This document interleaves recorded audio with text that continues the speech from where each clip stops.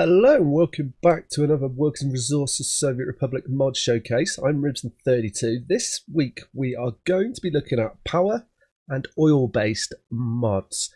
As you can see, we've got the first power based mod up ahead of us, and this is the Offshore Wind Farm 2005. This mod generates 1000 megawatt hours per workday for a very modest price of 250,000 rubles. So it is competitive with coal. And I like the models on this. So you're going to be probably mid to late game by the time you can get one of these put down, I would expect, if you're sticking to the timelines, I guess. But this is a really cool model as we have a look at it here.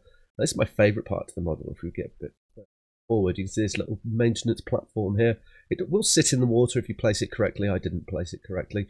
So that is awesome.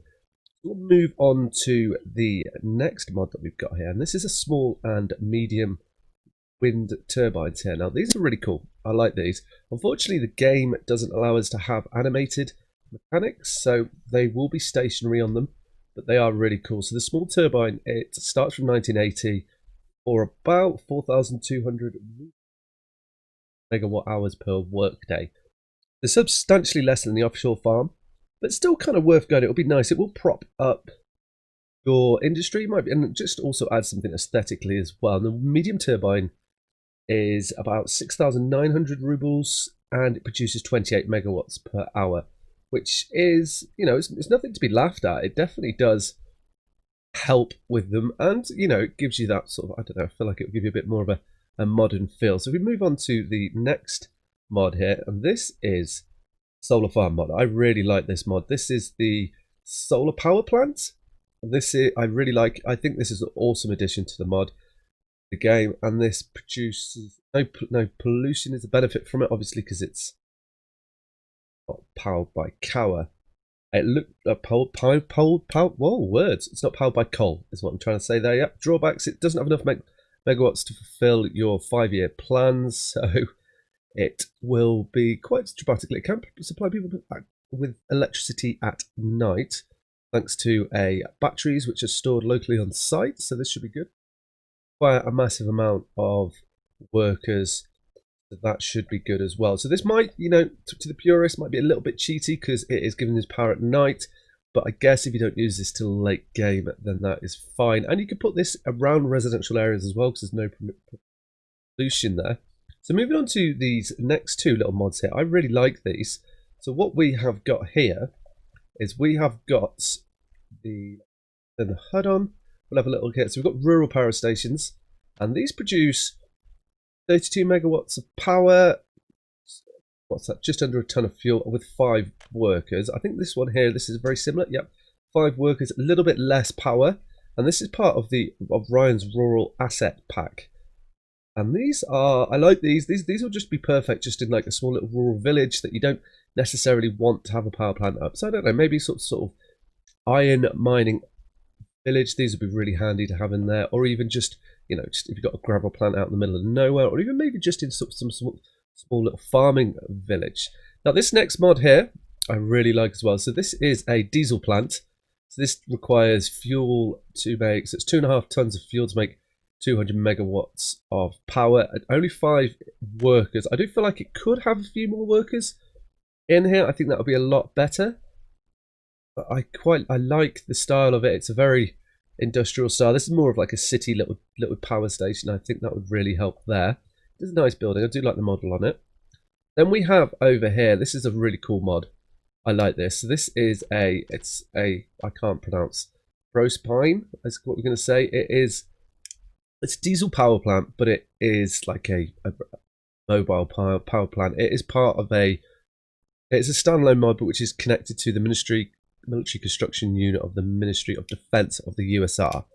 Now this produces, we look here, so 70.73 tons for 13 megawatts of power for only 2 workers. That's excellent. But this is meant as like a military mod pack, which is really cool. And if we move along to the next mod here, we have got our bitumen power plant. And this, I like this mod. I think if I testing it, it doesn't produce, or it didn't produce pollution when I tested it. I don't know if that's been changed. Hopefully, I hope it does produce pollution. I feel like it'd be cool. Something else that I'd like to see with this mod, I'd like to see it possibly some sort of heating version of this, I think would be really good as well. I think that would definitely help us there. But this produces 2,520 megawatts of power, and it consumes 24 tons of bitumen. So it's really cool. I like this mod. It's good. I like the mod. It could have a couple of tweaks and it'll be perfect, I reckon. Now we're going to move sort of more into the nuclear. So what we've got here is we've got the twin nuclear pressurized water reactor. This is like this mod. It requires 30 workers and 15 engineers to get it going. It produces quite a lot of power, 2,826 megawatts of power. Wastage isn't too bad either. So that's 0.014 or 0.014 tons of nuclear waste, and it consumes at 0.03 of nuclear fuel. And the modelling on this, so this is like, it's based off real life reactor as well. Model on this I really like, and I like the output here, which is really cool too. So staying with the nuclear, what I want to look at now is like, well, what are we going to do with all the nuclear waste afterwards? There's lots of different solutions, and I really like the concept of this mod here. So this is a nuclear storage. It's a converted missile silo into a nuclear storage. Why it's so small, and it holds a reasonable amount of waste underground, which is good, and which I really like. It has room for 26 containers. That is great. You can always just add more of these in, and it will look really, and it will just add to the feel there. So next, what we've got is staying with our nuclear theme here. We have got our water cooling facility here. This replaces the need for cooling towers because it uses the water. As you can see, it does require to be placed in water for it to work, which is a really nice sort of addition. So you could almost have, like we've got here, a dedicated lake set up to the cooling. Would be really good. I like that. And then staying with the cooling, we have then got over here, I've got two spray ponds. Well, the cooling spray ponds, and they are similar. They replace the cooling towers as well. They have, if we have a look here, and that wasn't the button I wanted. We find the button we want. No. Yeah, they've both got two inputs for the cooling to come in and out of, and the cooling power, I'm going to call that, but it isn't. It's a cooling building. The water cooling building also has 2 in, 2 out. So these are quite cool. I like the models on this. This is a bit of a bigger one, I guess. I don't meant to be more submersed, but I like it. I like this one here because you've got the actual spray going on as well, and they do produce a little bit of pollution, which is good as well. Now, this is one of my favorite mod packs of this that we're going to be looking at, and this is the cooling tower pack. Now, I really like this mod. Now, this mod has a lot. I haven't counted, but I would say easily it's going to be sort of 15 variants of these cooling towers. So we've got a Russian one up, we've got a plain one. I really like these towers. So these are bigger than the in-game ones, but I just feel they give the feeling of size of the nuclear reactor is going to be. They're really cool. I like the models on them and the different colours and the variants of them as well. Now we've also got, staying with there, we've got another cooling tower mod pack. I like the style of these. I like that they kind of, it makes them look a bit, I kind of feel like they look a bit more modern than the other ones, and I like them. So I think these are quite cool variant. These are cooling towers. There's not any different skins with these. These are just slightly different variants. Could be the inputs possibly. Let's have a little look here. And there we go. Yeah. So no, these are exactly the same, apart from their outputs are different. So there is two variants with different outputs, and they do look really cool. I do like how these mods look. They are definitely something that are worth having in your gameplays for sure. So let's move on to the next mod. So we're going to stay away from our power production now, and let's look at some of these substations here. Now I like these because these just add a bit of variation to the substations in the game. Now this is Torprus Electric Substation Pack.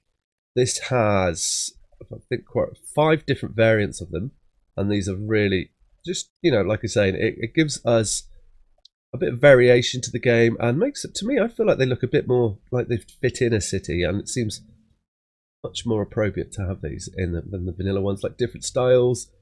And I can almost imagine people going in there to work at them. So if we now move on to our next mod. Now this mod is, if I just pull up the Transformer mod, just the Transformer on the workshop. But what is so good about this is it gives you 2 high voltage powers. I have previewed this in my top 10 mods for beginners video. So if you haven't seen that, I do recommend watching it. And this just gives us 2 outputs for us so you can run the electricity through it, and just makes life a little bit easier there for you. And then we have a small transformer here, which is part of the small transformer and, if I remember correctly, 4-way switch mod. That will definitely makes life a little bit easier because it just allows you to pass it through. And these are more quality of life, but once you start using them, you'll understand why if you've been using the vanilla ones. Now, this is a mod I came across quite recently, this one here, and this is, let's just get that off, this is the high voltage switch, and I really like this. It's a large high voltage switch. This is brilliant, but it's important to remember with this, though, its maximum capacity is 19 megawatts, and that's limited by the game, but it does look really cool, and it's just, I kind of feel like it makes life a little bit easier. A little less planning is going to be required when you're moving your voltage, like connecting all your powers up. That should be connected in there. You see you've got loads of different outs, and this would almost be great sort of, you've got a central city just to run, you know, central, or your power station almost could run into this, and you can then go off and link up many other cities. I would like to see a version like this, probably with a couple less outputs. I think that'd be quite nice, and maybe an option in the future if we could increase the power on this. I think that'd be really helpful as well, and would make life a little bit easier for us. Especially, I mean, I don't know about you, I always find, especially if you've seen my playthrough, that power lines tend to get a bit messy. You've got to do a lot of forward thinking on this game. Also, if you haven't seen my playthrough, there'll be a link below. That's on the Lewdmila map. Really recommend it. That's good fun, that playthrough. And so now we're going to move on to looking at some oil. I haven't put a large amount of oil mods in here because I feel like quite a few of them are quite cheaty. These were the ones that I felt were the least cheatiest. I'm sure some of the purists would disagree with me, but if you do, let me know in the comments below. Let me know your thoughts. So we're going to look at the first oil mod here, and this oil mod is the large oil well, and this is great. This just gives you a larger area of capture on it, and it's about 70% more productive. So this will really pump out oil, which is great if you've just got like a little oil patch. You can chuck it on and then extract from it. Then we've got a small refinery. I really like this mod. This does produce, it requires 50 workers. It's producing 5 tons of fuel, 3 tons of bitumen from 10 tons of oil. And it requires 8 megawatts of power, so it's not too bad. That's pretty good going. And this is great just to fit in your rural towns, or if you've got I'm going to say if you've got a bit of a area offshore that you need to look at, and you want to keep that safe, and you want to pump it. And then we've also got here, this is a lovely little military storage for your ore, which I really like. Oh, run away there. I like this, and this is part of the military construction unit of the Ministry of Defense of the USR. Quite a tongue twister there. This stores, it's not massive storage, just a little storage, 28 tons of oil, 28 tons of bitumen, or 28 tons of fuel. Right, I like that. It's just nice little cute little place to store some of your oil or fuel or bitumen, and it'll probably go in quite nicely with, if you do have like use this mod to set up sort of a military place, then this will fit in really nicely with it. Now what we've got here is the final 2 mods. This is, I kind of feel like this fits if you're upscaling on your refinery, and this is the oil large storage mod, and this is great. So these have 13,500 tons of storage. We have 2 inputs, 2 outputs, 1 road connection, and as you can see, we have a train variant at the back here. It's really cool. And these mods are just mod. This quality of life is definitely here. So that is all the mods that I have to show for you today, guys. If you have any mods that you think should be in here, please let me know in the comments below. And if you've enjoyed the video, maybe consider giving it a thumbs up and subscribing to the channel. So, alright guys, I hope you've enjoyed. Take care. Ciao.